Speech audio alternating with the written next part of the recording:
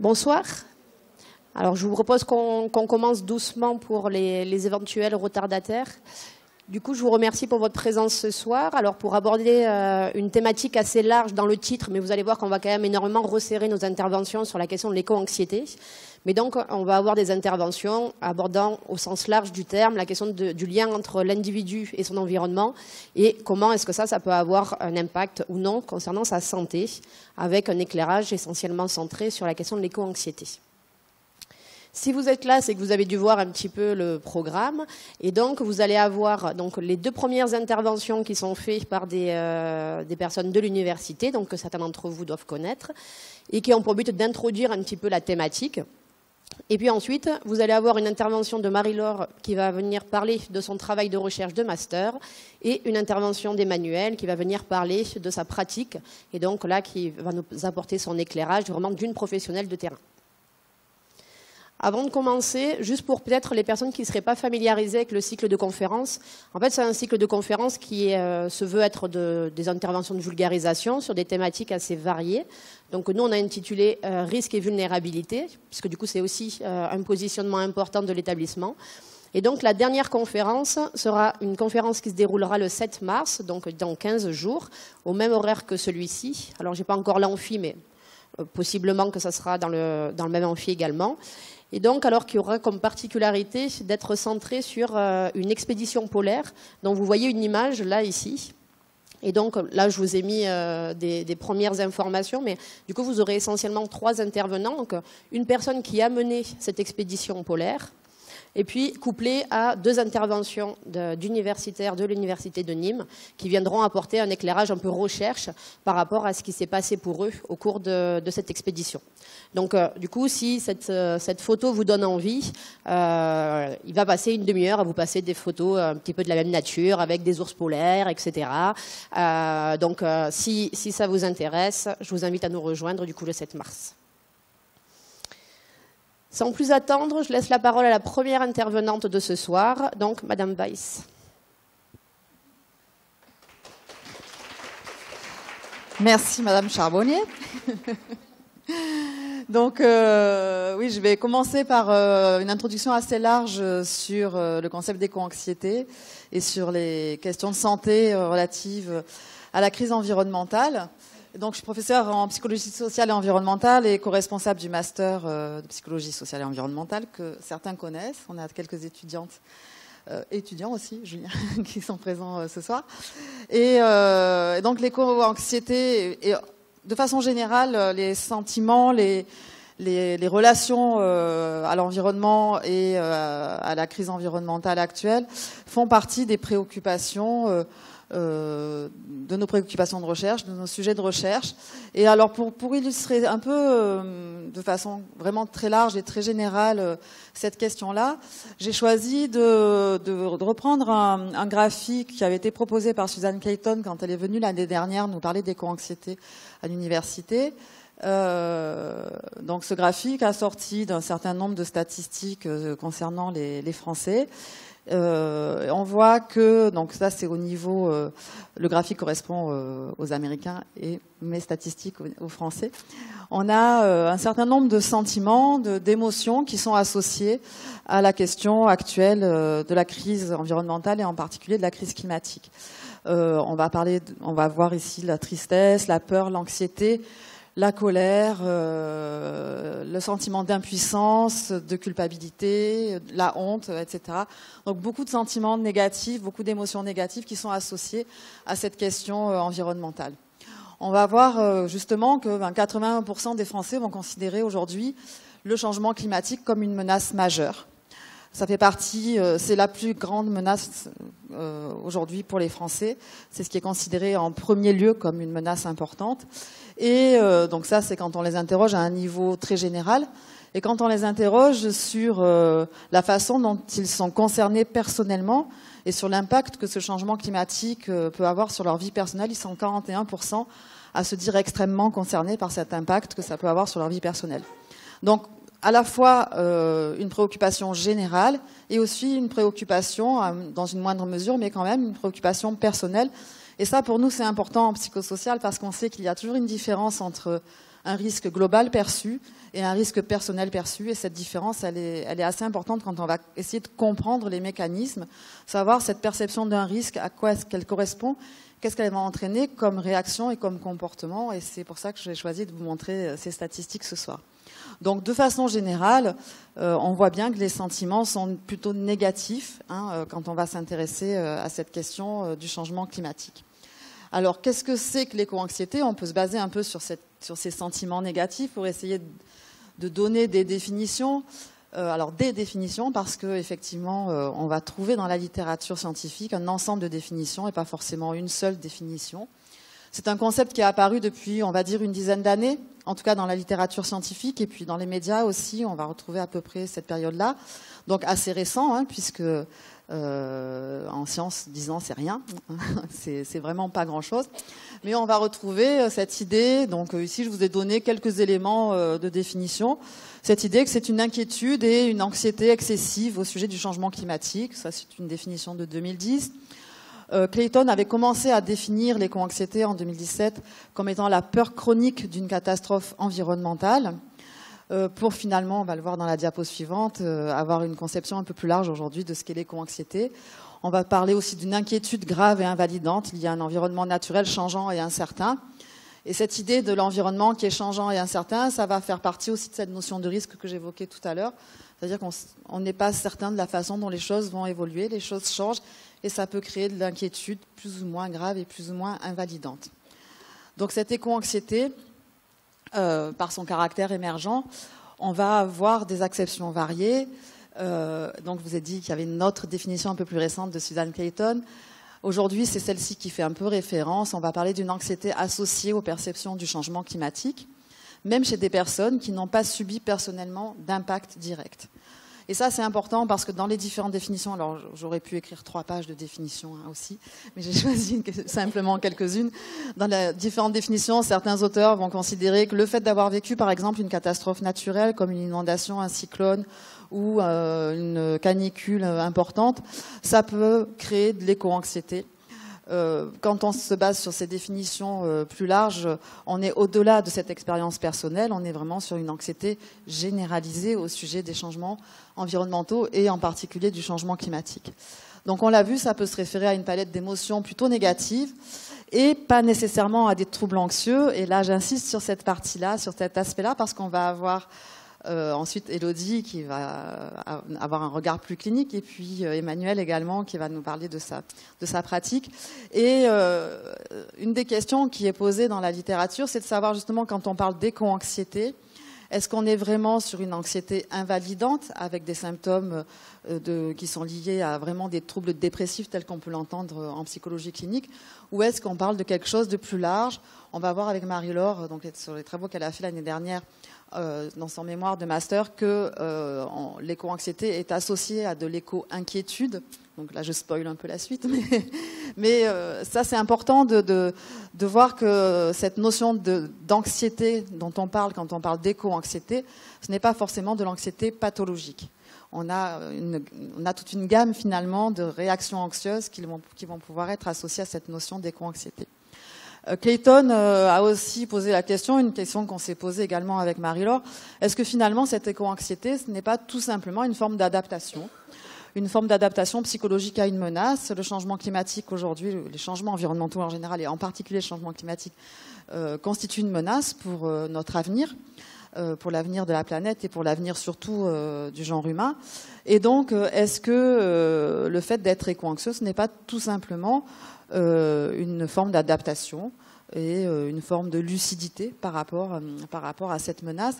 Et ça, c'est une question aussi qui me paraît intéressante parce que finalement, en réfléchissant les choses de cette façon-là, on sort un peu du prisme pathologique de l'anxiété et ça nous permet de voir un petit peu les choses autrement.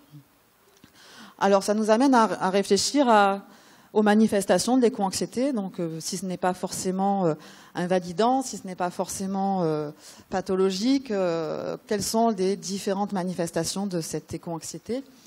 Alors, on va parler de préoccupation pour les générations futures face à cette crise environnementale. On va avoir aussi des éléments d'empathie qui vont être associés à l'éco-anxiété, empathie pour les autres, empathie vis-à-vis des animaux. et vis-à-vis des autres humains également. Un élément important pour nous en psychologie sociale, c'est le fait que ces sentiments d'éco-anxiété, ces préoccupations, ces inquiétudes ne soient pas partagées par les autres. Et ça, c'est un élément aussi qui peut poser question aux personnes qui vont souffrir de cette éco-anxiété et qui vont les mettre en conflit avec ceux qui ne voient pas l'importance de ces questionnements-là. D'autres perturbations qui peuvent être liées aux implications de la crise climatique, des perturbations dans la façon de travailler, dans la façon de vivre, de se déplacer, etc. Il peut y avoir malgré tout, alors j'ai dit que ce n'était pas forcément pathologique, mais des symptômes de santé mentale sont susceptibles d'apparaître. Et on peut aussi avoir des réactions qui sont de l'ordre de l'impuissance apprise et de la frustration. Alors l'impuissance apprise, qu'est-ce que c'est? C'est tout simplement le fait de se dire que finalement, face à l'ampleur du problème, on se sent impuissant et qu'on a beau essayer d'agir. Je peux, par exemple, prendre des modes de transport doux, trier mes déchets, éviter de consommer des choses qui viennent de l'autre bout du monde. Et je vois bien que mon action individuelle, elle ne sert pas à grand-chose. Ça ne va pas modifier le problème. Donc, je vais me sentir impuissante face à ce problème. Et plus j'agis et plus je vois que je suis impuissante face à ce problème, plus je vais finalement éviter d'agir puisque ça n'a plus d'impact. Et ça peut créer une forme de paralysie par rapport à cette problématique. Donc l'idée de l'impuissance apprise, c'est cette idée que si je vois que mes actions ne sont pas efficaces, je vais finalement apprendre de ces actions que je suis impuissante face au problème qui m'est posé. Et donc, là aussi, on voit par rapport à des sondages qui ont été faits aux États-Unis que 59% des Américains qui ont été questionnés sur cette question, sur cette problématique du changement climatique, ressentent de l'impuissance, ressentent cette impuissance face au changement climatique et ne savent pas quoi faire pour pouvoir améliorer la situation. Et là, la question qui est souvent posée, c'est est-ce que l'éco-anxiété entraîne de l'action ou de l'inaction? Est-ce que le fait d'être éco-anxieux, ça nous aide à agir? Ou au contraire, ça va stopper cette action? Donc, il n'y a pas une bonne réponse. On n'a pas la réponse à cette question. L'impuissance apprise nous indiquerait qu'on a tendance à être paralysé et à ne pas savoir comment agir. Mais il y a aussi le sentiment d'espoir, le fait qu'il puisse y avoir des actions collectives au-delà des actions individuelles et que cette action, cette possibilité d'action, elle va apparaître. Elle est aussi parfois liée à l'éco-anxiété quand on connaît les capacités d'action, les possibilités d'action. Quand ces sentiments d'éco-anxiété est associé à des possibilités d'action, pardon. Et on voit également que les possibilités d'action, elles sont beaucoup plus associées à la colère vis-à-vis du changement climatique, etc., plutôt qu'à l'anxiété vis-à-vis du changement climatique. Donc voilà, ça nous donne un aperçu assez rapide. Le contrat, c'était que je parle 10 minutes. Donc, je pense que je l'ai tenu. J'étais même peut-être plus rapide. Mais c'était pour positionner un petit peu l'ensemble de ces questions, pour voir un peu comment aujourd'hui, en psychologie sociale, on aborde ce sujet-là, avant de passer donc la parole à ma collègue qui l'abordera d'un point de vue plus clinique.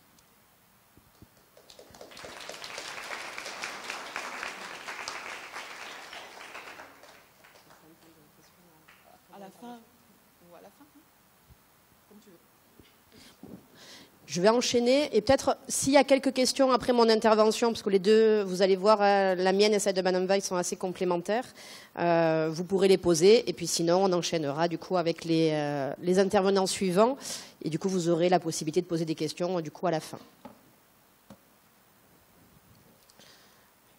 Alors effectivement, comme l'a dit ma collègue, il y a des choses que vous allez revoir en fait dans mon propos. L'idée étant que nos deux interventions se complètent et que effectivement la difficulté c'est que quand on parle de quelque chose qui a des définitions multiples, en fait c'est un peu compliqué d'arriver à accrocher les gens parce que du coup on leur dit ça peut être ça et puis ça peut être ça peut être défini de telle manière. Donc là l'enjeu c'était aussi d'avoir peut-être deux personnes qui vous en parlent, peut-être d'une manière un petit peu différente dans l'espoir que ça permette d'avoir une certaine compréhension globale ensemble concernant ce phénomène. Alors moi, c'est vrai qu'effectivement, je vais vous l'aborder sur un prisme qui va être beaucoup plus clinique, parce que ça va être mon champ de compétences. Et donc, je suis revenue un petit peu aux bases de la psychologie clinique. Alors, Normalement, un certain nombre d'entre vous le savent, mais la psychologie clinique, elle a comme focus la souffrance des individus. Et dans les premiers modèles en psychologie clinique, il y a vraiment cette appréhension de la souffrance, elle est centrée sur l'individu. La compréhension de la souffrance, on veut vraiment focaliser que sur l'individu. Et puis, peu à peu, on s'est dit, en fait, l'individu, il vit quand même avec d'autres personnes. Et donc, peut-être que ces difficultés, elles peuvent être aussi appréhendées en lien avec son environnement. Et donc, vous avez de nouveaux modèles qui sont apparus, alors je dis nouveaux dans l'histoire de la psychologie, pas à l'heure actuelle, mais qui se sont intéressés notamment à comment comprendre la détresse des individus en lien avec leur fonctionnement familial. Comment est-ce que certains systèmes familiaux peuvent être constitués, ce qu'on appelle des facteurs de protection, donc aider l'individu à avoir un meilleur bien-être et peut-être à réduire la probabilité qu'il y ait des détériorations de santé mentale, et comment, à l'inverse, certains systèmes familiaux, des fois, majorent un petit peu le risque de détresse chez les individus. Et donc, ça, au début, très focalisé sur la question de la famille, et puis après, on s'est dit, oui, c'est vrai que les gens évoluent avec leur famille, mais puis ils évoluent aussi avec d'autres personnes qui ne sont pas des membres de leur famille, et donc on s'est intéressé aussi aux sphères amicales et aux sphères professionnelles. De manière beaucoup plus récente, du coup, la psychologie clinique s'est aussi dit que l'individu, il vit certes avec d'autres personnes, mais il vit aussi avec un environnement physique. Et donc, c'est aussi toute cette vague de recherche-là qu'on va vous présenter aujourd'hui. Quand on s'intéresse finalement au lien entre l'individu et son environnement physique, en première intention, on peut y voir un aspect beaucoup plus positif. C'est-à-dire qu'il a été largement mis en évidence, et donc je vous ai mis des photos sympas pour induire chez vous des émotions agréables, que quand on voit des beaux paysages, alors c'est vrai que projeter, des fois ça n'a peut-être pas forcément l'effet escompté, mais quand on est connecté à des paysages que l'on juge être agréables, quand on a l'impression d'avoir un lien particulier avec la nature, quand on est dans un environnement que l'on juge être bienveillant à notre égard, du coup, ça va générer chez nous plutôt des émotions agréables, de l'ordre de la joie, potentiellement de l'ordre de l'apaisement. Donc ça, il y a eu énormément de travaux portant sur cet effet positif de l'environnement. On est d'accord que le propos d'aujourd'hui, finalement, il se tend à être un petit peu sur l'opposé, mais le processus reste le même, c'est-à-dire que face à des images associées à l'environnement, mais qui cette fois-ci renvoient à un environnement qui va être détérioré, notamment de par le dérèglement climatique, mais en fait on va voir exactement les mêmes effets chez les individus, c'est-à-dire que ça va être générateur d'émotions, mais du coup cette fois-ci plutôt sur le versant désagréable, et donc les émotions, tout comme l'a dit Karine tout à l'heure, les plus prégnantes étant des émotions plutôt associées à de la colère, à de l'incompréhension, à des inquiétudes ou à de la tristesse. Donc ça, c'était juste pour poser un petit peu le cadre général et comment est-ce que finalement notre environnement physique va avoir un impact un petit peu sur notre état émotionnel, d'une certaine manière, on pourrait dire, dans le bon comme dans le mauvais. Pour compléter également ce qu'a dit Karine tout à l'heure, c'est vrai qu'on va identifier aujourd'hui 3 catégories de conséquences dans les liens entre la santé mentale des individus et leur environnement. On va considérer qu'il peut y avoir des conséquences qui sont dites directes, des conséquences dites indirectes et des conséquences dites vicariantes. Donc les conséquences directes, ça paraît être les plus évidentes, c'est-à-dire c'est les personnes qui vont se confronter directement à, par exemple, une catastrophe naturelle. Donc là, l'image que je vous ai mise correspondant à une inondation. Et donc là, vous avez énormément de littérature, et de la littérature qui est assez ancienne, qui montre à quel point les personnes qui ont vécu une catastrophe naturelle, notamment qui va avoir des conséquences sur leur logement, ça va être générateur de détérioration de santé mentale, stress, anxiété, dépression. Et on pourrait se dire, c'est vrai qu'effectivement, c'est un événement de vie difficile. Et puis, comme tout événement de vie difficile, une fois que c'est passé, les gens, ils arrivent à se restabiliser et puis ils reprennent leur quotidien. Pour un certain nombre de personnes, c'est vrai. Pour d'autres personnes, ça peut aussi conduire au développement d'un certain trouble. Le trouble le plus marquant dans la littérature concernant les catastrophes naturelles, ça va être le trouble de stress post-traumatique. Et je vous ai mis volontairement juste cette information pour déconstruire l'idée que finalement c'est très contextuel. C'est-à-dire qu'une fois que ma maison est réparée, que les dommages de l'inondation sont réglés, les peintures sont refaites, etc., tout va bien. En fait, il y a des études qui montrent qu'à l'inverse, chez certains individus, les symptômes perdurent même 10 ans après l'événement. Donc vous voyez qu'on va au-delà il y a un contexte défavorable qui va générer de la souffrance. C'est qu'on a un contexte qui va générer certes de la souffrance, qui va se chroniciser, qui va prendre la forme d'un trouble, et que le trouble va se maintenir dans le temps, indépendamment d'une nouvelle exposition à une catastrophe naturelle. Donc ça, les conséquences directes, c'est ce qui a vraiment été le plus étudié dans la littérature et c'est ce qui apparaît le plus intuitif. J'imagine que ça peut parler à certains d'entre vous qui ont vécu des inondations qui sont, on le sait tous, très peu fréquentes dans notre région. Deuxième type de conséquences possibles, c'est les personnes qui sont exposées de manière indirecte. Et donc ça, c'est un peu moins intuitif, mais on peut quand même se dire que, oui, ça c'est vrai qu'on peut comprendre que les personnes qui ont eu leur voisin qui a été inondé, peuvent être un petit peu inquiets quant à la possibilité qu'eux-mêmes fassent l'objet d'inondations. Sauf que là, c'est pareil, ça va au-delà de juste, ils peuvent être un petit peu mal. On s'est rendu compte que les personnes qui avaient des expositions indirectes aux catastrophes naturelles étaient de la même manière des personnes qui pouvaient développer des symptômes anxio-dépressifs, voire des troubles de stress post-traumatique. L'idée étant que, en fait, même si moi, mon habitat, par exemple, n'est pas touché de manière directe, c'était un peu l'idée des photos, je vais quand même me confronter peut-être à des images de cette nature avec une forte pollution qui va être la conséquence de cet événement. Et potentiellement, à chaque fois que je vais marcher dans la rue, je vais toujours avoir ce petit rappel de cet événement qui a eu lieu. Je peux avoir certains transports qui vont être réduits. Et donc, alors c'est pareil, je ne suis pas sûre que sur la projection ça se voit bien, mais là, l'idée, c'est que du coup, c'était le trajet d'une mère pour amener son enfant à l'école. Et donc, vous voyez, du coup, le trajet va être entravé par l'inondation. Donc, cette personne, potentiellement, de manière directe, n'a pas vécu l'inondation. Mais vous voyez que ça l'entrave dans son quotidien. Ça lui impose de devoir expliquer à son enfant qu'est-ce qui se passe, qu'est-ce que font les personnes, comment est-ce qu'on va pouvoir aller à l'école maintenant pour la suite. Et correspondant à la troisième image, ça peut aussi toucher, finalement, pas un lieu personnel, mais peut-être un lieu qui a une symbolique particulière pour nous et qu'on va voir complètement détérioré par cet événement. Donc ça, de la même manière, même si c'est une littérature qui est un peu plus récente, vous avez pas mal d'études qui montrent à quel point cette exposition indirecte, ça peut avoir vraiment des conséquences importantes en termes de santé mentale. Et ça, c'est vrai que tant si la première, c'est quelque chose d'assez admis, et du coup, vous devez le voir, il y a des cellules de crise qui sont mises en place pour d'aide aux victimes. Mais finalement, les victimes indirectes, c'est vrai que c'est souvent un peu les oubliés, quoi. Et si on continue pour en arriver du coup au concept qui nous intéresse aujourd'hui, c'est la troisième type de conséquence. Donc ça va être des personnes finalement qui vont ressentir de la détresse alors même que potentiellement elles n'ont jamais été exposées à des conséquences du dérèglement climatique, que ça soit de manière directe ou que ça soit de manière indirecte. Qu'est-ce qui va faire que malgré tout, elles vont développer cette détresse ? En fait, l'hypothèse qui est faite, c'est qu'en fait, elles y sont exposées, mais d'une autre manière, notamment c'est ce qu'on va appeler de l'exposition sociale, par exemple à travers les médias.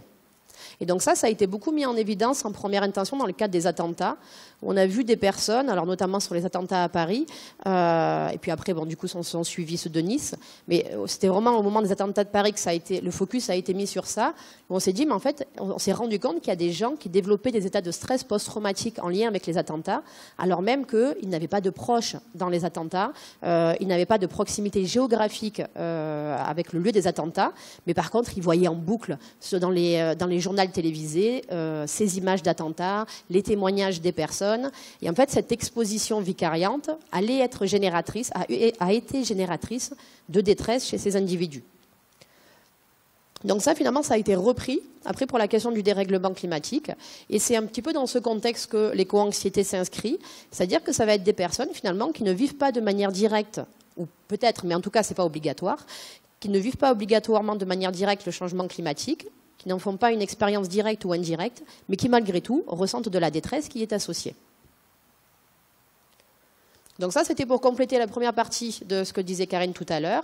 Et allant dans le même sens qu'elle, concernant l'aspect pathologique ou pas, c'est vrai que sûrement qu'on peut émettre des critiques quant à l'usage du terme. C'est vrai que le terme anxiété renvoie à une connotation plutôt négative. Nous, en psychologie clinique, l'anxiété, c'est certes une émotion, mais sauf que l'anxiété, c'est aussi le noyau central à un certain nombre de troubles psychiatriques. Et donc, c'est vrai qu'effectivement, ça a plutôt une connotation dite négative. Pour autant, l'éco-anxiété, aujourd'hui, c'est très largement admis que ce n'est ni un diagnostic, ni même un problème psychologique. C'est-à-dire que c'est quelque chose qu'on pourrait identifier comme étant subclinique. C'est-à-dire que ça ne correspond pas à un vrai diagnostic, mais quand même, ça s'en rapproche. En fait, on n'est même pas dans cette conception-là. Pourquoi ? Parce que, certes, il y a pas mal de littérature qui montre que les personnes qui sont éco-anxieuses, et qui sont notamment très éco-anxieuses, sont des personnes qui peuvent ressentir une forte détresse, qui peuvent ressentir une forte colère, qui peuvent ressentir des troubles du sommeil, de la culpabilité, voire, correspondant là à la fin de ma phrase, ressentir des symptômes anxio-dépressifs. Donc on pourrait se rapprocher de quelque chose qui serait plutôt de l'ordre du pathologique.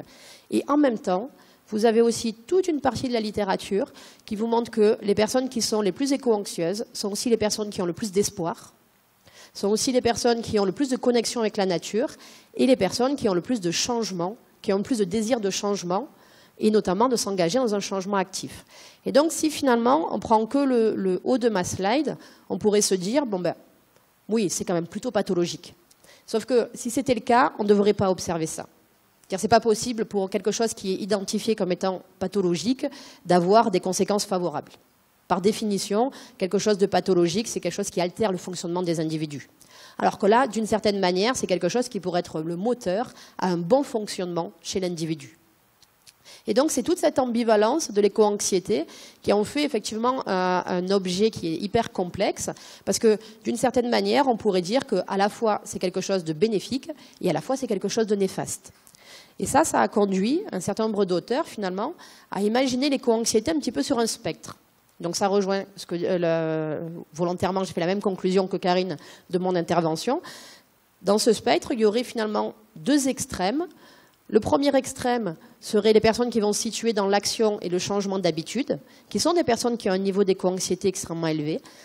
Et puis le deuxième extrême serait des personnes qui vont se positionner dans la paralysie et la perte d'espoir. Et donc, j'y reviens pas, mais on peut faire le lien avec ce qui a été évoqué tout à l'heure concernant l'impuissance apprise. Et donc, vous voyez, c'est quelque chose qui est extrêmement intéressant de voir comment est-ce que un même concept peut conduire les individus à avoir des comportements qu'on pourrait identifier comme quasiment antinomiques, en fait, de l'action à l'inaction. Pour clôturer mon propos, et puis aussi pour être dans cette dimension, effectivement, d'appréhender à quel point c'est quelque chose de complexe, normalement, alors pour ceux qui sont étudiants en psycho à minima, vous savez que si on prend comme variable le niveau d'inquiétude des individus, a priori, si l'association est positive, ça va être avec d'autres choses qui ont plutôt une valence négative, que ce soit des comportements d'évitement, que ce soit des émotions désagréables. Normalement, l'inquiétude en soi, notamment si elle est importante, n'est pas forcément quelque chose de très adaptatif et de très fonctionnel. Là, la littérature, elle montre qu'en fait, on observe des liens positifs entre les inquiétudes et l'espoir. Ce qui, du coup, en clinique, nous, est un vrai contresens, en fait. Et qui, du coup, ne s'applique vraiment qu'aux inquiétudes liées à cette question et donc liées à l'éco-anxiété. Et c'est une des manières aussi d'expliquer ces deux extrêmes-là, c'est que plus je suis inquiet, plus j'ai d'espoir, plus j'ai d'action. Mais ça, du coup, c'est très variable selon les individus. Parce qu'il y a des gens pour qui, finalement, l'inquiétude va plutôt avoir l'effet paralysie et perte d'espoir, donc ils vont se situer à l'autre extrême. Du coup, là, si moi j'en ai fini ma présentation, c'est à vous de nous dire s'il y en a qui, en lien avec ces deux premières interventions, ont des questions, peut-être on vous propose avec Madame Weiss d'y répondre. Et puis, si vous préférez qu'on continue, je laisse la parole à Marie-Laure pour la suite. Lucie, il a toujours une question.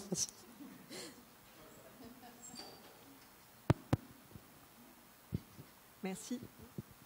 On m'entend bien? Ouais. Oui, alors je me demandais, parce que moi-même étant éco-anxieuse, je me suis demandé, j'ai été interpellée par ton intervention, du coup, Karine, sur l'éco-colère, notamment parce que je suis éco-anxieuse et aussi éco-furieuse. Et je me demandais à quel point c'était développé dans la littérature, donc soit en psychosocial, soit dans d'autres sous-disciplines. Et qu'est-ce qu'on sait en dehors de ce que tu as présenté là? Il y a peu de choses. Ouais. Non, mais garde le micro comme ça.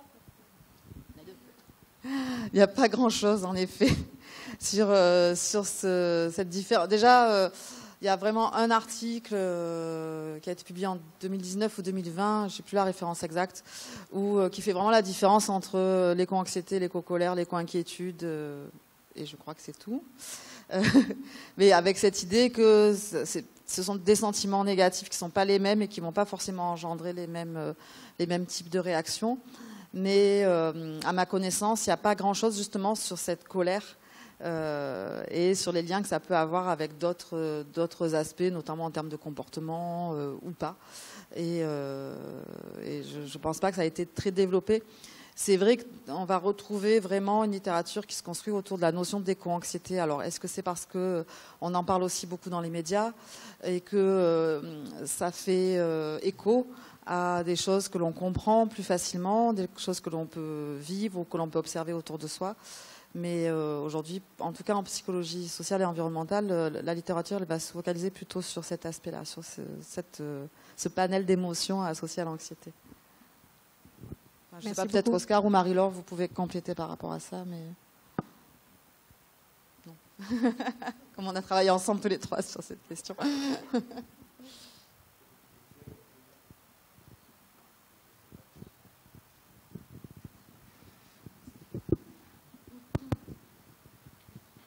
Alors moi, je me posais une question par rapport à des observations purement personnelles. Donc, je suis des communautés qui, justement, sont éco-anxieuses. Et dans certains témoignages, ils évoquaient par exemple des comportements comme le fait d'utiliser une vaisselle non réutilisable, mais qui donnait des intensités d'anxiété vraiment très, très, très importantes. Et ça devenait envahissant au quotidien du fait qu'il y a besoin d'un suivi thérapeutique. Je voulais savoir si on considérait du coup à partir de là qu'il y aurait peut-être quelque chose à légitimer au point de vue du DSM, etc.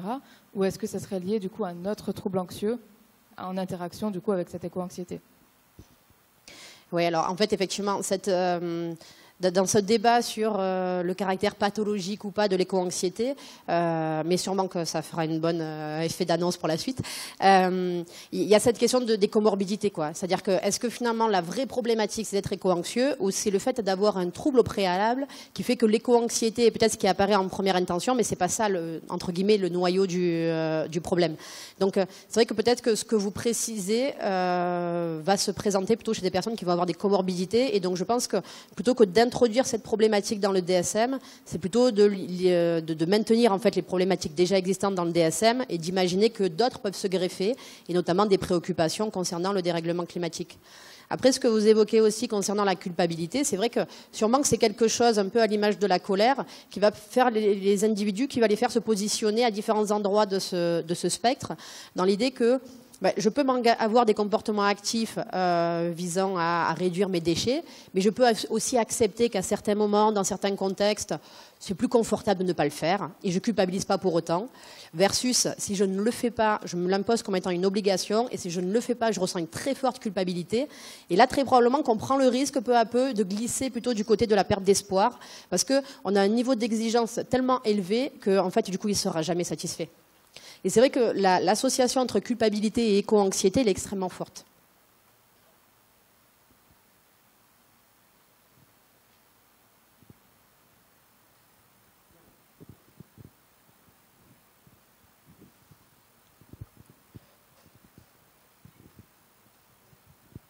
Merci. Alors du coup, moi j'ai une petite question pour Madame Charbonnier. Je voulais juste, en fait, c'est juste une précision de terme par rapport aux inquiétudes. Parce que du coup, est-ce que les inquiétudes, c'est en lien avec les ruminations? Parce que du coup, dans ma tête, je me dis que s'il y a un lien positif entre les inquiétudes, du coup, dit rumination, enfin, constructive, à ce moment-là, je vois du coup le lien par rapport à l'espoir et l'envie de changer. Alors que si c'est plus des ruminations non constructives, à ce moment-là, on sombre dans la dépression, l'irritabilité, etc. Mais du coup, parce que l'inquiétude, qu'est-ce que c'est? Mais alors, parce que je pense que, Marie-Laure, dans ton intervention, il y a la question. Bon, alors du coup, j'y réponds que partiellement. Non, mais c'est très bien, du coup, on introduit bien la suite. Mais peut-être, juste pour vous répondre, Nour, mais sur il y a cette idée, effectivement, est-ce que je m'inquiète de manière adaptée, et du coup, mon inquiétude me permet d'agir. Mais en fait, ça, je pense que c'est vrai pour cette problématique, mais c'est vrai tout le temps. Mais du coup, c'est quelque chose sujet à débat, parce que vous avez aussi, parmi les cliniciens, plein de gens qui vous disent qu'en fait, les ruminations constructives, c'est un non-sens. Que par définition, la rumination ne permet pas d'avancer. Et pourtant, vous avez toute une vague de littérature qui fait la distinction, effectivement, entre rumination constructive et non constructive. Mais ça, vous voyez que finalement, même nous, dans un champ qui est plus large en psychologie clinique, il n'y a pas de vrai accord sur ça. Donc vous imaginez que là, du coup, dans un champ encore plus spécifique, c'est encore plus compliqué, quoi. Ok. Merci beaucoup.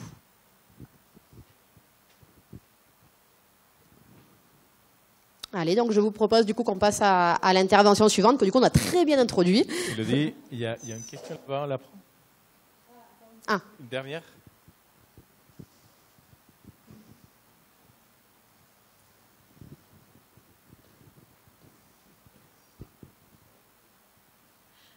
J'aurais une question à Madame Charbonnier. C'était pour savoir par rapport à l'éco-anxiété.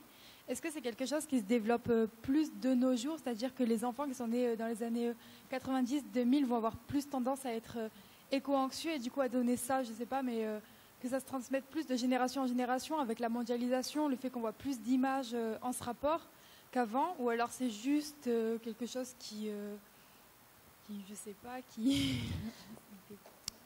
Alors, il y a deux éléments de réponse. C'est que, du coup, vu qu'on n'a pas beaucoup de retour en arrière possible, étant donné que c'est vraiment quelque chose qui est travaillé depuis une dizaine d'années, c'est vrai que c'est difficile d'avoir vraiment cet aspect historique, on va dire, de comment est-ce que ça évolue au cours du temps.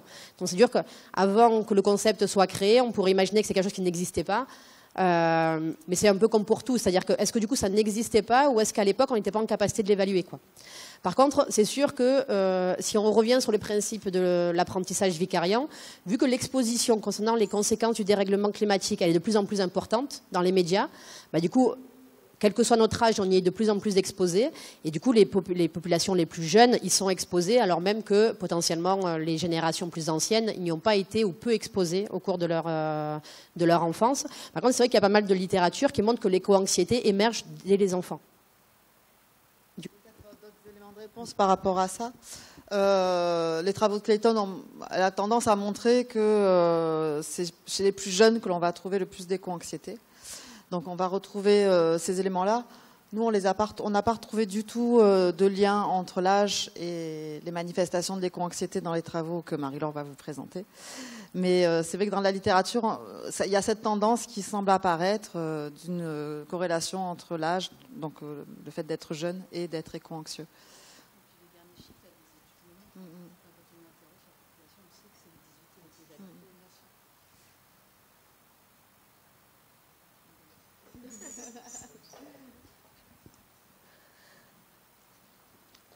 Donc merci de m'avoir donné l'opportunité de présenter ce que, avec 3 autres étudiantes en Master 1 de psychologie sociale et environnementale, nous avons fait l'année dernière.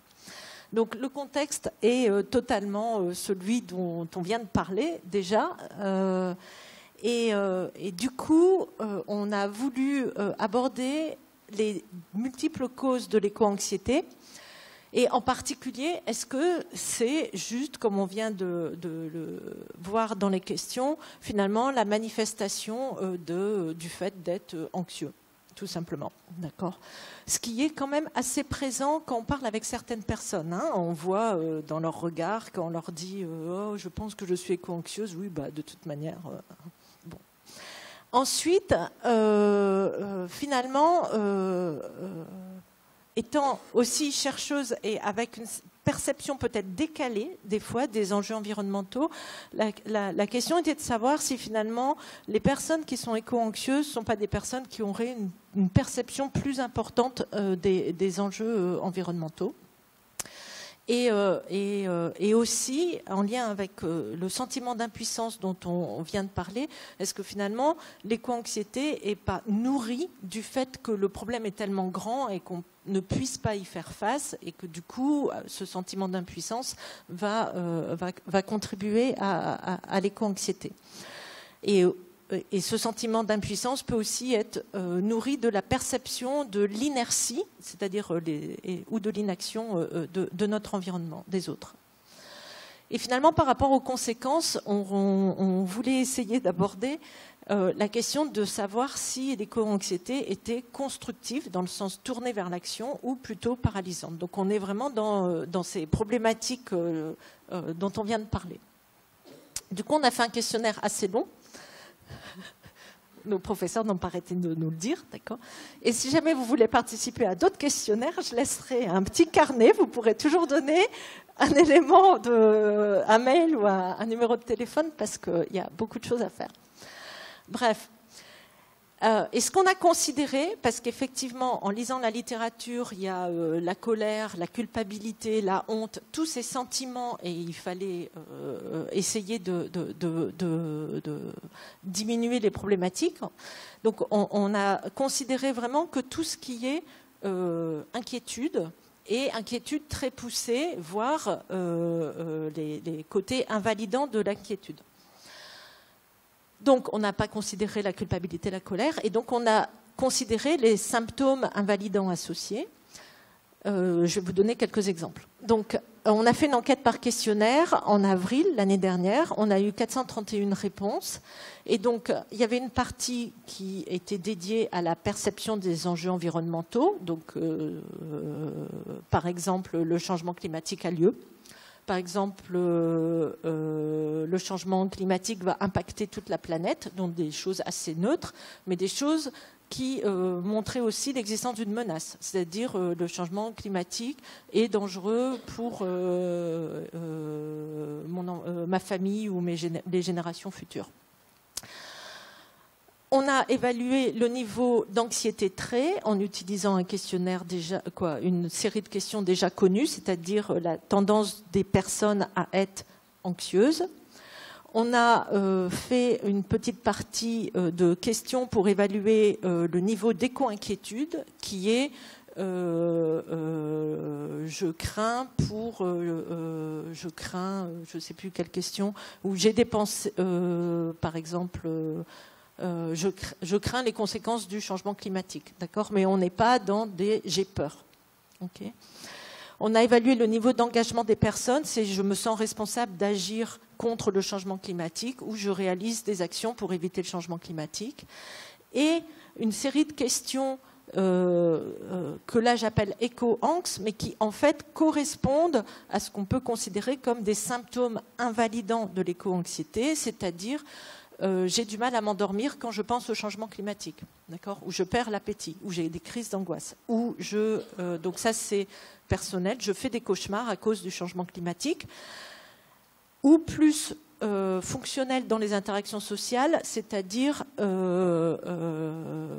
je me sens seule dans mes interactions avec les autres parce que je pense au changement climatique. Donc, vous voyez des choses qui finalement où j'ai du mal à finalement faire face à ma vie familiale parce que je pense au changement climatique.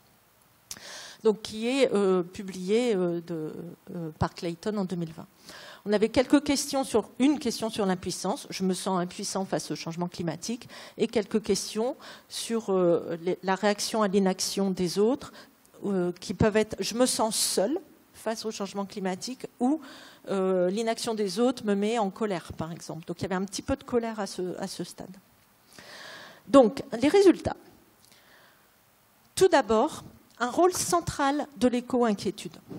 C'est-à-dire que finalement, lorsque le niveau de perception des enjeux environnementaux est élevé, on ne devient pas éco-anxieux sans être éco-inquiet. D'accord ? Donc finalement, ce qu'on peut appeler la réaction d'éco-anxiété est quelque chose qui est relativement large et qui peut démarrer à l'éco-inquiétude, d'accord ? Parce qu'il y a des personnes qui ne sont pas du tout éco-inquiètes, d'accord ? Et qui peut aller jusqu'aux symptômes invalidants d'éco-anxiété que je viens de vous décrire. Le lien entre la perception des enjeux environnementaux et l'éco-anxiété, le lien statistique, disparaît si on contrôle pour le niveau d'éco-inquiétude. Donc vraiment, l'éco-inquiétude joue le rôle intermédiaire. Donc voilà pour le premier résultat. Et on a donc regardé comment l'anxiété, le niveau d'anxiété trait des personnes pouvait prédire ces deux types de réactions. Et on n'a trouvé aucun pouvoir prédictif significatif de l'anxiété trait dans l'apparition de l'éco-inquiétude. C'est plutôt la perception des enjeux environnementaux qui est un bon prédicteur. Par contre, l'anxiété trait joue un rôle bien plus faible que le niveau d'éco-inquiétude, mais joue un rôle néanmoins significatif dans l'apparition d'éco-anxiété au sens des symptômes invalidants. On a aussi regardé les deux autres éléments, l'impuissance, et là on n'a trouvé aucun pouvoir prédictif du niveau d'impuissance par rapport à l'éco-anxiété, mais peut-être que c'était parce qu'on n'avait qu'une question pour évaluer ça. Et la perception d'inaction des autres est aussi un élément qui va prédire le niveau d'éco-anxiété au sens des symptômes invalidants. Donc finalement, vous voyez là que ce qui prédit l'éco-anxiété à un niveau élevé, c'est d'abord être éco-inquiet, mais c'est aussi le contexte de l'environnement social, en fait, qui est la perception de l'inaction des autres. D'accord ? Et en dernier lieu, parmi les différents paramètres qu'on a testés, l'anxiété trait. Donc, qui joue un rôle, mais mineur. Et finalement, par rapport à la question de est-ce que tout ceci est constructif ou pas, ce qu'on a vu, c'est que l'engagement dans les comportements pro-environnementaux est, en tout cas, directement la conséquence du niveau d'éco-inquiétude. C'est-à-dire qu'on observe des corrélations entre le niveau d'éco-anxiété et l'engagement, mais si on contrôle pour le niveau d'inquiétude, on les perd. Donc c'est le fait d'être éco-inquiet qui pousse à l'action. D'accord ? Et ensuite, on est plus dans, justement dans ce que vous disiez, Elodie et Karine, donc dans la partie qui va être la moins constructive, en fait, de la réaction éco-anxieuse. Donc, il reste encore beaucoup de questions, parce que finalement, la question est comment on passe de l'éco-inquiétude à l'éco-anxiété. Il existe certainement plein d'autres facteurs, comme la connexion à la nature ou les autres émotions qu'on ressent, peut-être la colère, etc. À voir. Et ce qui est intéressant, et ce qui était une des raisons pour lesquelles on a effectué ce travail, c'était aussi de voir quel levier on pouvait avoir. Et finalement, le fait que la perception de l'inaction des autres soit un facteur prédictif de ces symptômes est très positif, parce que ça montre que peut-être des stratégies où on se retrouve en groupe pour agir et où on sent qu'on n'est pas seul peuvent être vraiment positives pour notre santé mentale, en tout cas, pour les personnes éco-anxieuses. Et donc, je cite notre team éco-anxieuse de Master 1 de l'année dernière, donc Aya Roy, Camille Bétry et Mathilda Rivière. Et je remercie Oscar et Karine qui nous ont suivis dans cette aventure. Voilà.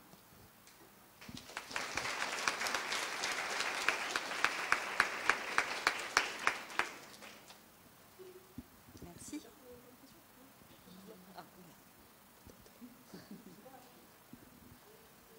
Est-ce qu'il y a des questions ?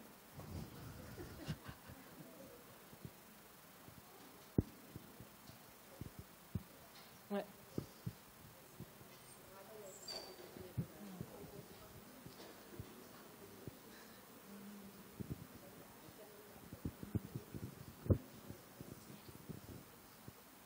Donc, ma question, ça serait, vous avez dit qu'il y a une corrélation avec l'anxiété trait et que c'est mineur, mais je sais, c'est pas grave si vous avez pas ça en tête, mais à peu près combien de...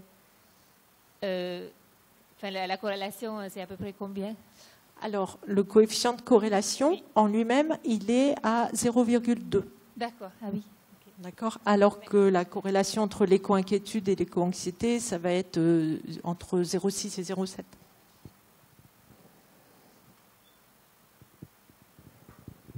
Est-ce qu'il y a d'autres questions ou on enchaîne et on posera les questions à la fin ?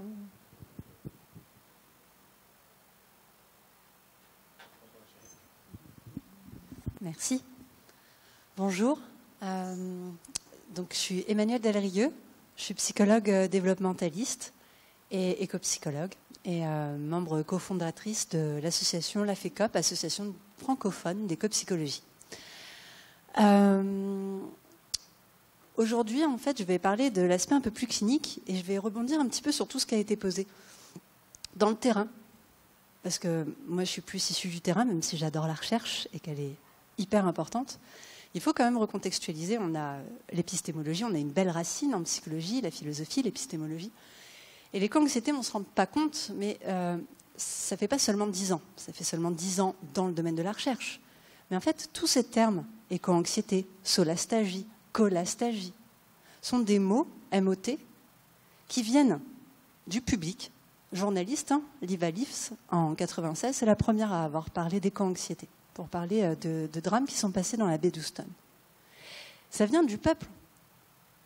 Glenn Albrecht, il est philosophe, il a écrit Les émotions de la Terre. Et il parle de la solastagie, cette nostalgie d'un lieu perdu. Mais ben, ça a pris du temps avant qu'on commence à l'étudier. Et là, on commence seulement à l'étudier. Pour autant, c'est quand même un phénomène qui est là. C'est des choses que les gens ressentent. Et donc, c'est un peu de ça dont on va parler aujourd'hui.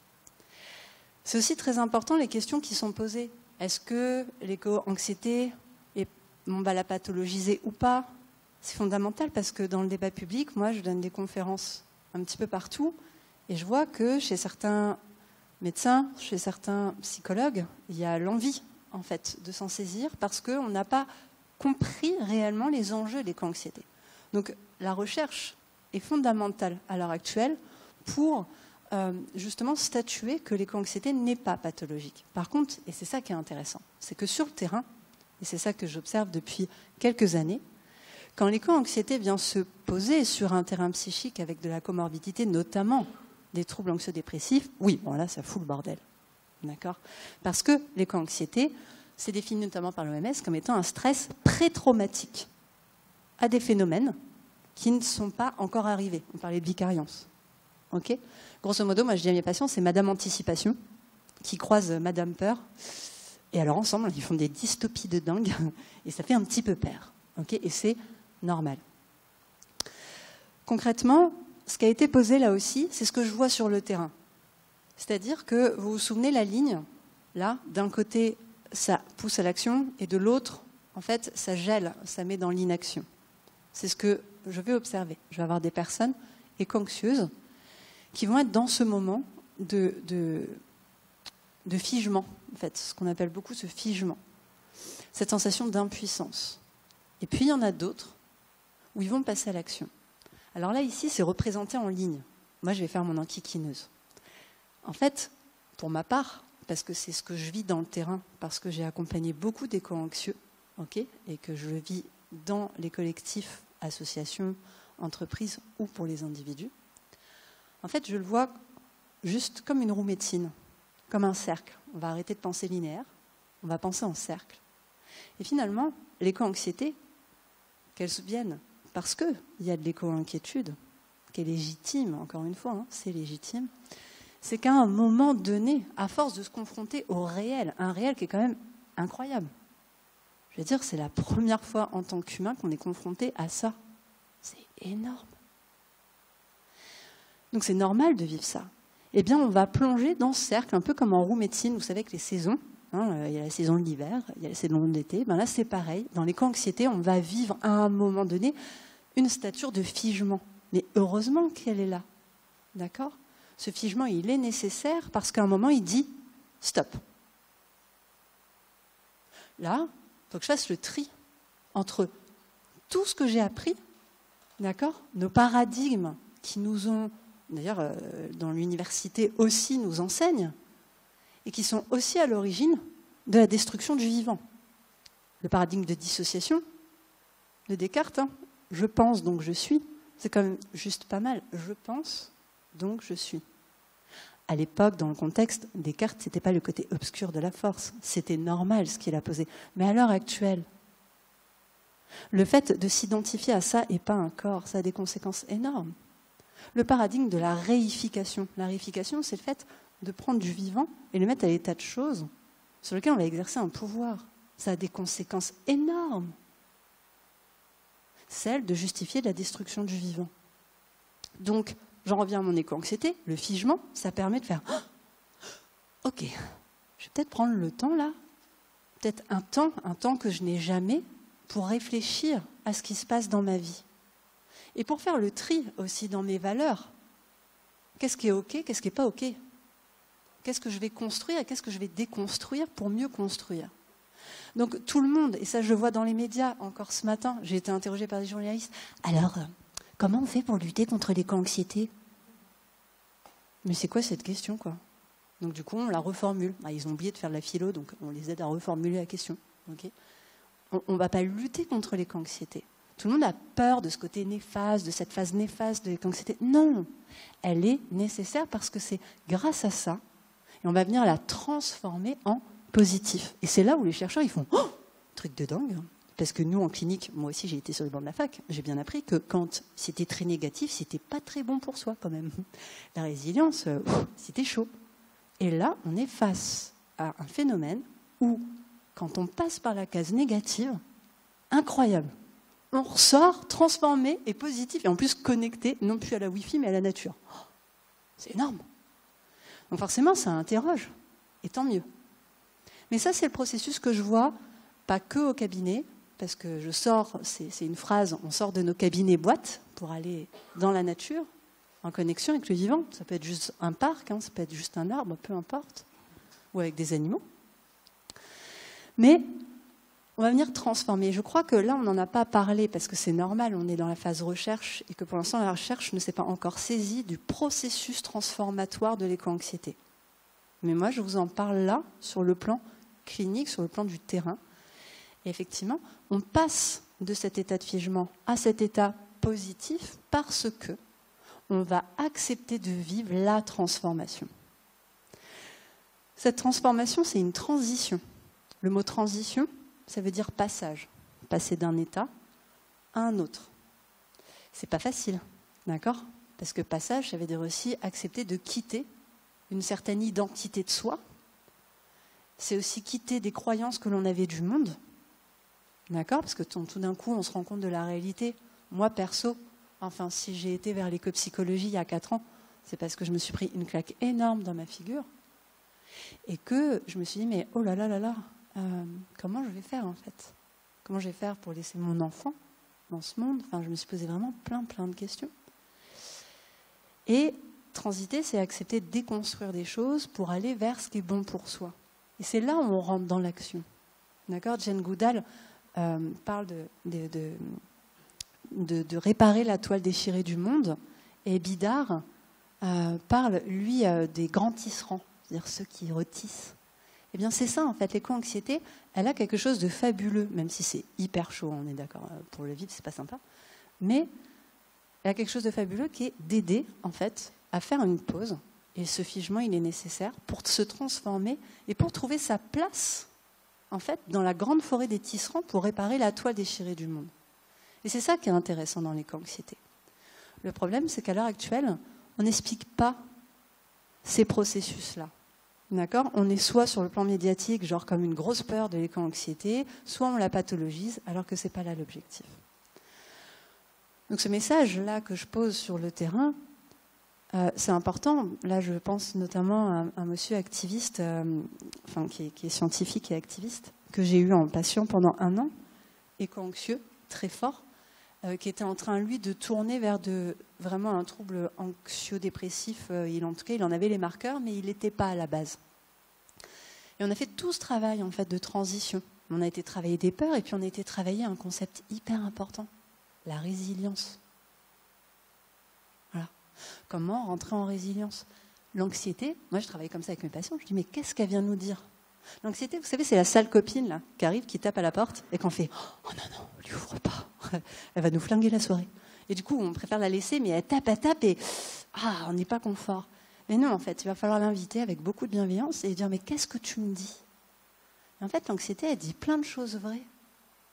Elle dit des choses inconfortables, mais quand on l'écoute, elle nous aide à savoir qu'est-ce qu'on doit mettre en place dans nos vies pour nous sentir mieux. Après, et j'ai entendu là-bas une question importante, et ça je l'entends souvent chez des patients éco-anxieux, il y a de la rumination qui arrive, avec quelque chose qui s'emballe très fort. Alors, derrière, en tant que psy, ce qui est important, c'est d'aller vérifier le terrain psychique, d'aller regarder, tiens, qu'est-ce qui fait que la personne elle rumine beaucoup? Est-ce qu'avant il n'y avait pas quelque chose ou pas? Et surtout, on va mettre en place une méthodologie qui va être adaptée pour aider la personne à calmer les ruminations, à apaiser en fait ce système du stress. Parce qu'on n'oublie pas, on est dans l'éco-anxiété dans une notion de stress. Donc, comme pour les troubles post-traumatiques, eh bien pour ma part, quand j'ai des personnes qui sont éco-anxieuses, je les accompagne de la même manière que des personnes qui ont un stress post-traumatique. Je les accompagne à aider leur corps, à revenir dans, je ne sais pas, vous avez travaillé peut-être ce concept de la fenêtre de tolérance de Siegel, à revenir dans la fenêtre de tolérance, dans son système nerveux. C'est hyper important, on a un corps, il nous sert à quelque chose, je crois. Donc on vient travailler le corps, comment remaîtriser ça. Et puis surtout, on vient travailler la connexion au vivant, re-rentrer en lien. Et il y a des termes qu'on n'a pas entendus ici, mais que nous, en écopsychologie, on emploie tout le temps. Le réenchantement, le réémerveillement, le réensauvagement. C'est des termes qui ne sont pas que des concepts, c'est des choses qui se vivent dans l'expérience sensible, dans le corps, et qui fait que les personnes qui sont éco-anxieuses et qui sont bloquées là dans leur tête, eh bien on les aide simplement, sur le plan méthodologique, à refaire du lien avec le cœur, avec les pieds, et puis à refaire l'expérience du sensible. Et quand on se reconnecte à cette expérience du sensible, eh bien justement, on voit des personnes qui apprennent à s'aménager, entendez bien ce terme, parce que moi c'est comme ça que je travaille avec mes patients éco-anxieux, à s'aménager avec de l'anxiété et de la joie. Parce que ça aussi c'est un des paradigmes destructeurs, le paradigme du clivage. On est dans une société où soit on est joyeux, soit on est triste, soit on est en colère. Mais on n'a pas le droit d'avoir toute la palette des émotions en même temps. C'est pas possible. Eh bien, l'enjeu actuel, c'est pour les personnes éco-anxieuses, c'est aussi que nous, en tant que psychologues, on les aide à s'aménager de manière normale, à l'intérieur d'eux, avec le fait qu'on peut être très en joie, très ému par quelque chose, par un lien ou par une action qu'on vient de faire, et pourtant, avoir toujours à l'intérieur de soi une petite tristesse, une petite anxiété. Et c'est normal. Tout simplement. Et comment? On va apprendre à vivre avec ça, à s'aménager, aménager des espaces intérieurs. Tout ça, vous imaginez pas, c'est tout ce qu'on a à réapprendre aux personnes. On fait un peu de la rééducation. Mais l'éco-anxiété, elle a ce côté fabuleux qui est d'aider les personnes à se remettre sur leur chemin.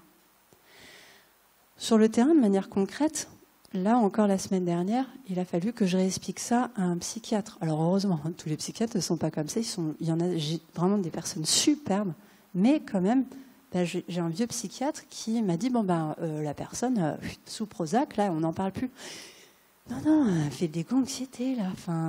Mais il m'a dit, mais elle a tous les symptômes. Et il a fallu que je réexplique ce que vous avez posé là. Il a fallu que je lui montre les études à l'appui. Et là, j'ai dit, merci les universitaires, pour lui expliquer que non, ce n'était pas un trouble anxio-dépressif. Et à force de débat, voilà, il a accepté de dire, ok, je vous donne 3 mois, et si dans 3 mois c'est encore comme ça, on donnera du Prozac. Bon, ok. Mais c'est important, d'accord, parce que ça, c'est notre réalité de terrain. Donc, je pourrais vous donner plein de cas, mais sinon je déborde et j'ai déjà débordé. Donc je vais m'arrêter presque là. Mais ce qui est important vraiment d'entendre sur l'éco-anxiété et dans le lien à la santé, c'est que c'était déjà là. Et que là, sur le plan universitaire, on s'en saisit. Donc c'est cool, dans les années qui arrivent, on va avoir plein d'études. Ah, l'éco-colère, on va dire, oh dis donc, c'est incroyable, il y a de l'éco-colère. Elle a toujours été là, l'éco-colère, et elle est saine, elle est normale. Mais c'est comment la canaliser.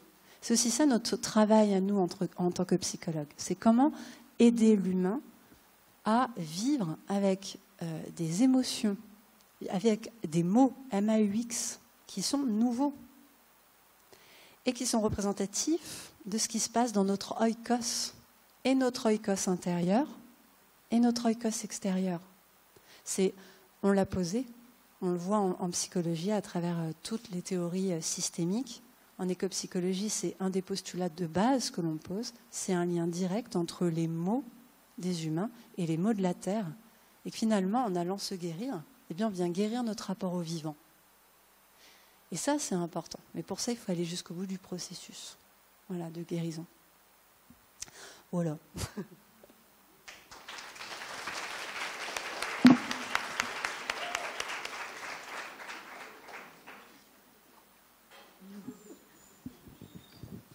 Alors, des questions.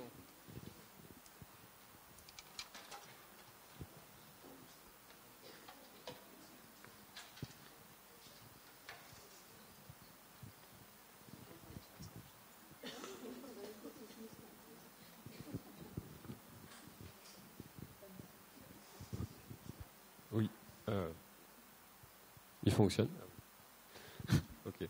Vous avez parlé dans beaucoup des émotions justement là-dessus, Et ce qui est très drôle, je pense, enfin, moi je trouve très paradoxal, c'est qu'en fait, moi de mon point de vue, est-ce que vous ne trouvez pas plutôt que l'éco-anxiété serait provoquée par le fait aussi, et même les trucs d'anxiété en général, par l'aspect qu'on est dans une société où on demande justement un contrôle émotionnel, plus qu'autre chose, en fait, de ce côté, de devoir, comment dire ça, cadrer... je veux dire, quand je prends, je crois que c'est au Japon, où il y a un endroit où il pleure, par exemple, ou des trucs comme ça, où il y a vraiment ce côté d'être dans les sociétés, du moins occidentales, à avoir ce contrôle émotionnel qui justement ne permet pas l'expression émotionnelle en elle-même. Et du coup, j'ai pas tout à fait compris le lien de la question avec l'éco-anxiété. Justement, l'éco-anxiété serait justement par rapport à ce souci qui va être fait de oh Macarel, il y a la planète qui part en cacahuète. Ouais, mais je vais réfuter, enfin ça va être provocateur,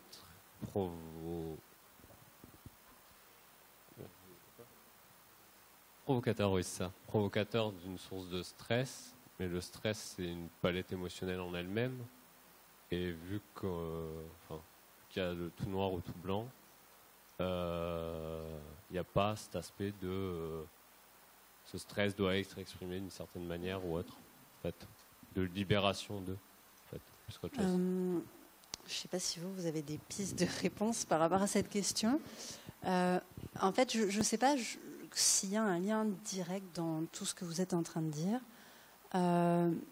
Ce qui est clair, c'est que l'éco-anxiété, elle est pas. J'ai parlé beaucoup des émotions parce qu'effectivement, on en parle assez peu. Mais elle n'est pas exclusive aux émotions, okay, puisque ça se passe aussi dans notre tête, dans notre cognition. Maintenant, ce que vous posez, c'est autre chose, je crois. C'est le fait que dans notre société, on fait peut-être fi des émotions. Après, ça, ce serait peut-être un pan de recherche. Dans quelle mesure, effectivement, notre société occidentale qui fait peut-être fi des émotions augmente l'effet d'éco-anxiété, etc. Moi, j'en sais fichtre rien. Enfin, je ne sais pas si vous avez des études là-dessus. Mais c'est une bonne question, un sujet de recherche. Voilà.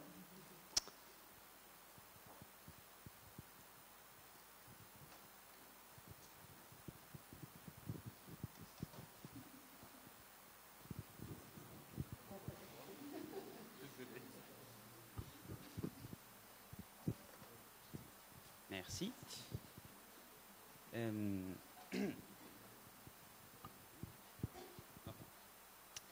Je voulais savoir comment ça se passe pour le développement de l'éco-psychologie, notamment dans les pays du Sud, parce que du coup, c'est ce qu'on a vu tout au long du diaporama. Au niveau des différences de répercussions, est-ce que c'est pas plus compliqué à mettre en place dans des zones qui sont obligées de vivre avec ça en permanence?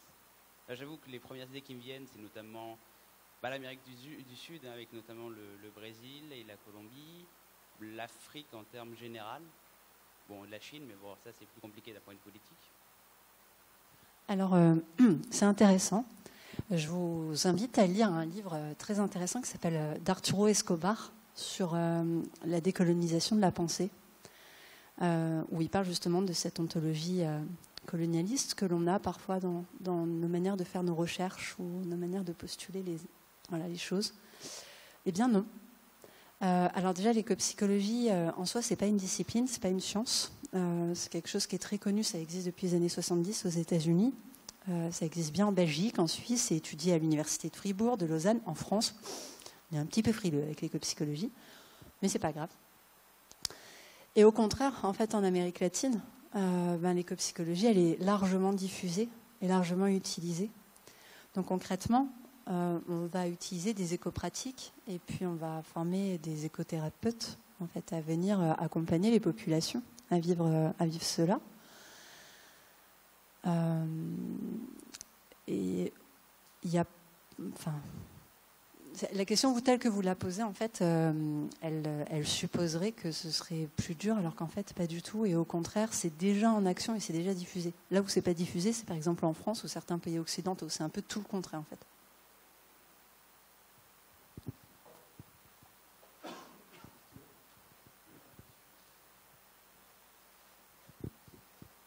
Alors, est-ce que la solution à l'éco-anxiété, aider les patients à surmonter leur éco-anxiété, est-ce que c'est pas leur apprendre à être dans le déni du changement climatique?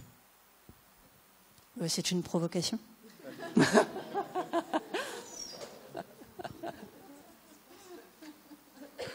C'est ce qui se passe.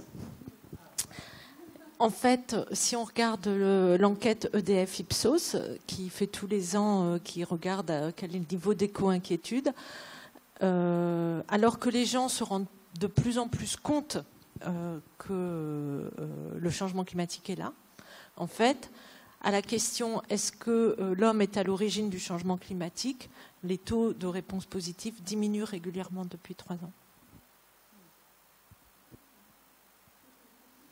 Bon, ben voilà.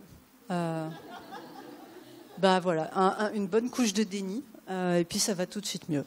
Ben voilà, merci. Ben, j'avais pas pensé à ce baume-là, j'y penserai dans mes thérapies, en fait. C'est vrai, je m'en kikine pour rien. Voilà, ben, du déni, c'est très bien. Voilà. Après, quand même, certes, il y a les chiffres, mais je crois que surtout, ce que je peux observer, c'est des aménagements, des stratégies en fait de coping qu'on met en place. Et je ne sais pas vous, moi je le vois pour moi, mais je le vois aussi avec mes patients et avec certains collectifs, c'est par vague de confrontation. Je crois que les informations, elles sont tellement fortes et tellement complexes et systémiques que c'est difficile pour notre cerveau de l'appréhender. Et on va prendre des infos, on va vivre une première phase d'éco-anxiété, on va se faire transformer, on remet une petite couche de déni. Voilà. Et puis, une deuxième vague à vie arrive et hop, on se refait transformer. Encore une fois, je sais que je suis enquiquinante, mais cette histoire de cycle, cette histoire de cercle, elle est importante parce que si on voit trop les choses de manière linéaire en se disant, voilà, on fait que, on met du déni une fois, on a l'impression qu'après, ça ne revient plus. C'est une question qu'on me pose tout le temps. C'est, est-ce que quand on est anxieux, on peut l'être encore après? Comme si on l'était une fois, puis après on ne l'était plus. Voilà. Mais bon, je retiens le déni, ça marche. Alors, de ce côté-là, j'avais juste une petite question.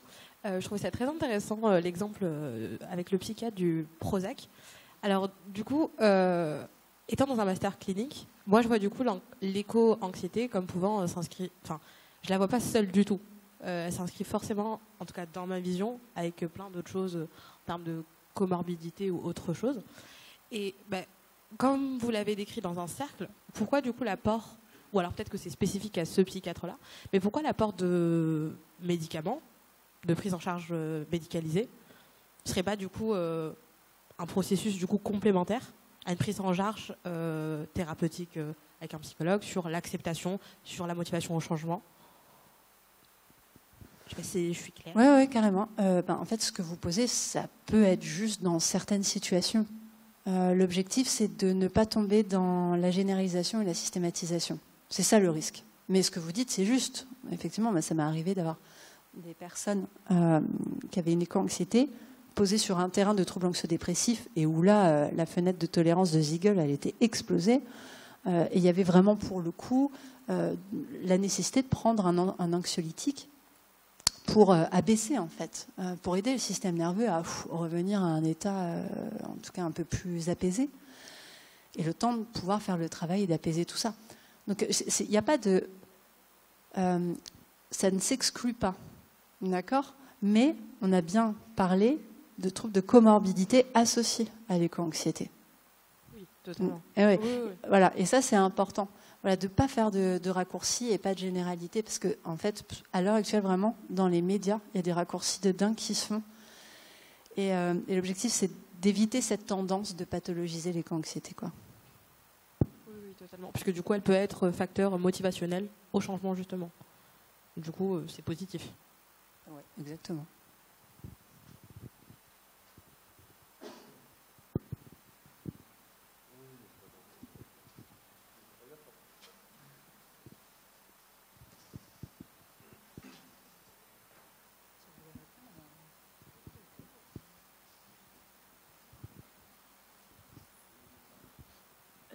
Est-ce que du coup l'éco-anxiété finalement serait pas la solution au changement climatique? parce que le fait qu'on devienne tous éco-anxieux, ça nous ferait tous prendre conscience de ce problème-là et de faire des actions. Si on arrive à entrer dans l'éco-anxiété, comme vous avez dit, et en ressortir en prenant que le positif, ça aiderait à sauver la planète, entre gros guillemets. Ben ouais, ce serait chouette. Si on n'avait pas Monsieur Denis là, qui était là. Non, je rigole, c'est une blague. Parce que je ne l'ai pas très la botte celui-là. Oui, ouais. Après, c'est pas facile, d'accord. Faut être honnête, c'est pas non plus une sinécure, quoi. On n'est pas en train de proposer un super voyage. L'éco-anxiété, voilà, c'est pas facile de s'aménager avec tout ce que ça génère, à la fois de tristesse, de colère, de sentiments forts, puis de dérèglement même dans son corps, en fait. Donc c'est pour ça que y a des personnes qui n'ont pas envie d'y aller et qui mettent en place beaucoup de mécanismes de défense aussi. Et justement, en parlant du déni, étant, je pense, sujette à l'éco-anxiété, j'aurais plus tendance à me dire que c'est l'éco-anxiété qui finit par nous mettre dans un déni de la situation pour essayer de fuir ces sensations désagréables et juste essayer de ne pas y penser, de ne pas lire sur le sujet, de ne pas se renseigner sur le sujet parce que ça nous ramène à cette éco-anxiété qui est si dure à vivre.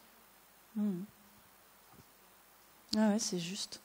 C'est juste, mais après, comme c'était très bien imposé dans cette jolie ligne, d'accord, ça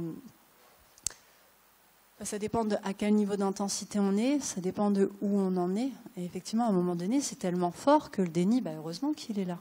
D'accord, même si je l'embête un petit peu, Monsieur Denis, mais il a son utilité. De toute manière, tous nos mécanismes de défense ont nos utilités. S'ils sont là, c'est qu'à un moment donné, on n'arrive plus à s'aménager avec un espace de souffrance. Donc soit on a la possibilité à ce moment-là d'avoir un tiers qui nous accompagne, que ce soit un tiers thérapeute ou le tiers qui est la nature aussi dans l'écothérapie, on en parlera plus tard. Mais voilà, ça c'est... Et si on ne l'a pas, on met en place un mécanisme parce que c'est le seul moyen qu'on a pour l'instant de s'aménager avec cet espace.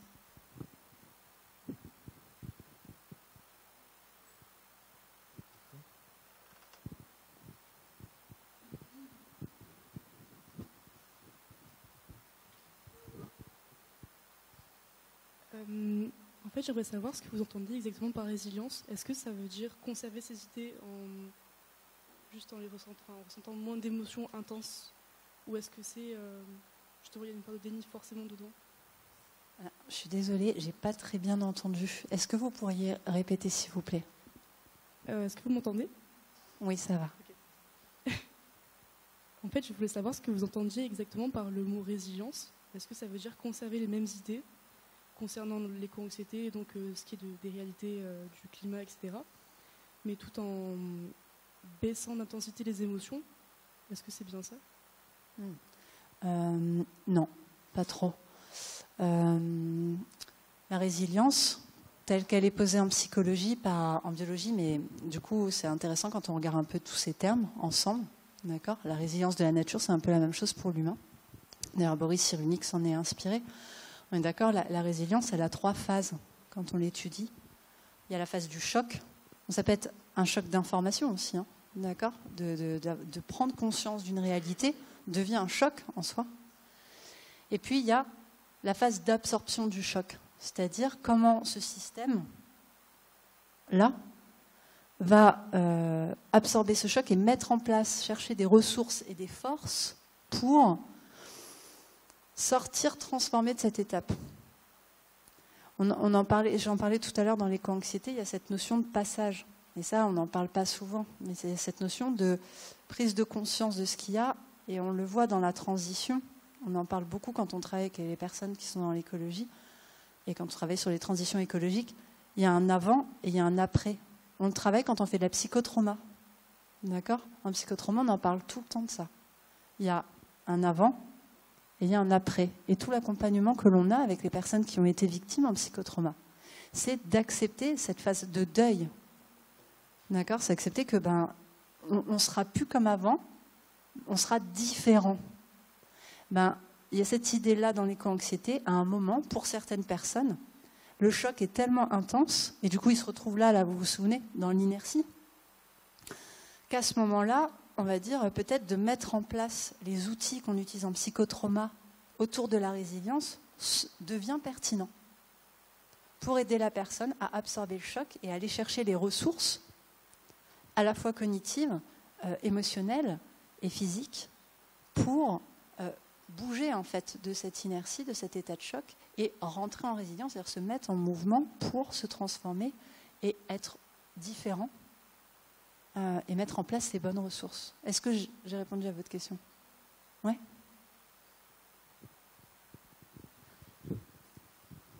Ouais, justement, ça fait la transition parfaitement avec ma question. Quels sont en fait les éco-anxieux, enfin ces personnes-là, quelles ressources elles mettent en place, enfin qu'est-ce que vous voyez comme ressources mises en place, et est-ce qu'il y a aussi une deuxième question? Ça en fait, oui.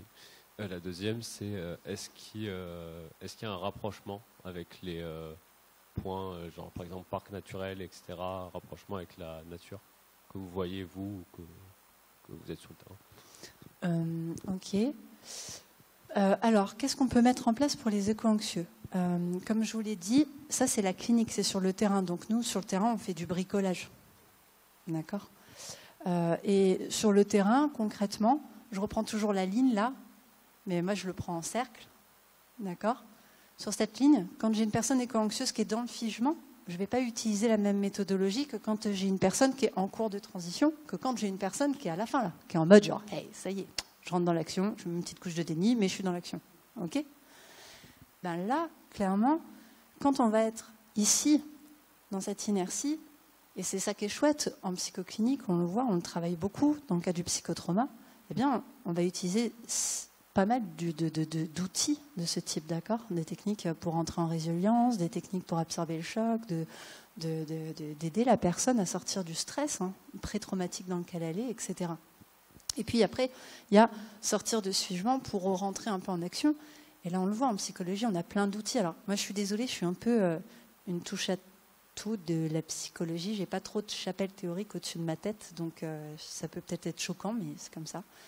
Mais du coup, là, on va utiliser des techniques que l'on a. Je veux dire, il suffit d'aller voir, par exemple, les très belles études de Rebecca Shankland qui sont faites sur la psychologie positive. Et on peut voir effectivement que là, tout cet outillage va avoir tout son intérêt pour aider en fait à mettre la personne en mouvement, à redonner sens dans la vie. Et puis une fois qu'elle est dans l'action, eh bien là, on va retravailler avec des outils de la psychologie qui sont le réancrage à l'intérieur de soi, le réancrage dans ses nouvelles croyances, dans ses valeurs, c'est refaire sens, c'est se réouvrir aussi à d'autres sphères. Tout à l'heure, vous vous souvenez le beau schéma, d'accord, de l'individu avec les différentes sphères. Donc, il n'y a pas une méthode, il n'y a pas un outil. Je crois qu'il y a surtout à réfléchir à où en est la personne qui est éco-anxieuse, là, à l'instant T. Est-ce qu'elle est dans le figement? Est-ce qu'elle est en transformation? Où est-ce qu'elle en est? Et quels vont être du coup les outils et la méthodologie appropriée? Après, il y avait une sorte de deuxième question qui était le lien avec la nature. Ça, effectivement, ce qui est clair, c'est que les études sur les bains de forêt, il y a pléthore d'études sur les bains de forêt qui montrent à quel point respirer les phytoncides, ça fait du bien. Ça fait du bien à la santé mentale, ça fait du bien au corps. Et puis, c'est tout ce que vous avez vu certainement dans les éco-pratiques. On voit bien effectivement que quand on vient travailler avec la nature et qu'on invite le tiers de la nature en tant que thérapeute, eh bien, ça fait du bien aux individus. Mais c'est tout un travail de reconnexion. Puis là, on pourrait parler pendant des heures, mais je vais éviter, parce que sinon, je vais en parler des heures. Moi, je me demandais, en fonction de tout ce qu'on vient de voir, qui ne serait pas éco-inquiet quant aux prédictions des scientifiques d'ici l'horizon 2100, par exemple? Plein de personnes. Plein de personnes. Par exemple, j'interviens à la Business School de Montpellier, j'interviens aussi à la Business School de Lyon, et à d'autres endroits, bref, à d'autres écoles. Ça, c'est ce qu'on ressent quand en fait on est sensibilisé. On se dit, tout le monde va l'être. Mais pas du tout. Parce que, en fait, vous êtes en psycho, et du coup, vous le savez, tous autant que moi, on va face à la réalité, d'accord, de l'information. Est-ce que la personne va être en capacité de gérer ce que ça va soulever en émotion? Certains oui, d'autres non. Et donc, on voit des personnes, et c'est vraiment pas rare, d'accord, dans les groupes, qu'il y ait des gens qui disent « Ah, ça me fait rien. Vraiment, ça m'indiffère. On va se manger un McDo ?» Mais vraiment. Et ça, je travaille, avec plein de groupes, c'est important d'apprendre à l'accueillir. Ça ne veut pas dire que cette personne, à l'instant T, là, elle ne va pas bouger. Mais ça veut dire qu'ici et maintenant, elle n'est pas en capacité de. Autre chose qui est importante, on ne l'a pas évoqué ici. Je vous invite à aller lire les livres du campus de la transition sur l'édition Les liens qui libèrent. Ils ont sorti un très beau livre sur la pédagogie de la transition et le manuel de la transition. Et ils parlent de cette pédagogie tête, cœur, corps, pied. Concrètement, la dernière fois, j'emmenais des gros entrepreneurs que, franchement, on se demande en bonne conscience si les jeter au bord de la falaise, ça ne ferait pas du bien à l'humanité, mais on se dit non quand même. Et je les emmenais avec un groupe pendant 3 jours dans la nature, avec justement cet objectif qui est on va donner des connaissances dans la tête, mais surtout, on va travailler le lien au vivant. C'est plus un concept, on est dedans, quoi. Et bien, ce qui était génial, c'est que toutes ces personnes qui, au départ, niaient l'existence du bouleversement climatique, ou alors niaient leurs émotions, en fait, sont ressorties en ne niant plus leurs émotions. Et du coup, en ne niant plus les faits. Donc il y a des méthodologies qui se mettent en place, des méthodologies de terrain qui sont là.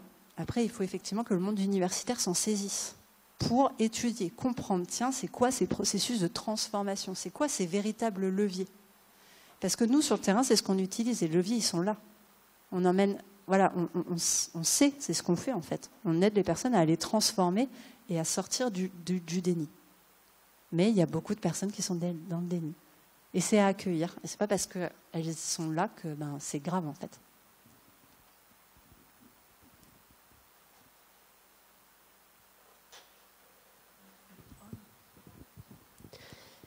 Du coup, vu que c'est l'heure, je vous propose qu'on arrête la conférence pour ce soir. J'espère que ça a permis un petit peu de balayer le sujet, de répondre à la plupart de vos questions. Et du coup, on vous souhaite une très bonne soirée.